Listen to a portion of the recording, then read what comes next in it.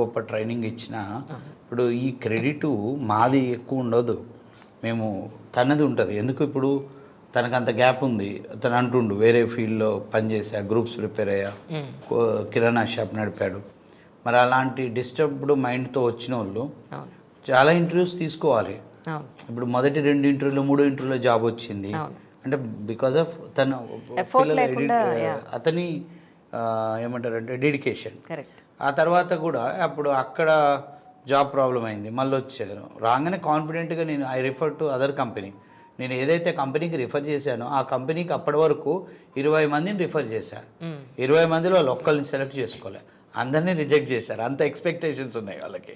మరి ఆ కంపెనీకి వాళ్ళకి చెప్పాను, బాబు ఇప్పుడు మీ ఎక్స్పెక్టేషన్ దగ్గర ఒక క్యాండిడేట్ ఉన్నాడు, వేరే కంపెనీలో వాళ్ళు ప్రాబ్లం అయింది, బట్ ఎక్సలెంట్, మీకు పర్ఫెక్ట్ ప్రొఫైల్, ఇంత ప్యాకేజ్ ఉండాలి ఎక్స్పెక్ట్ చేస్తున్నాను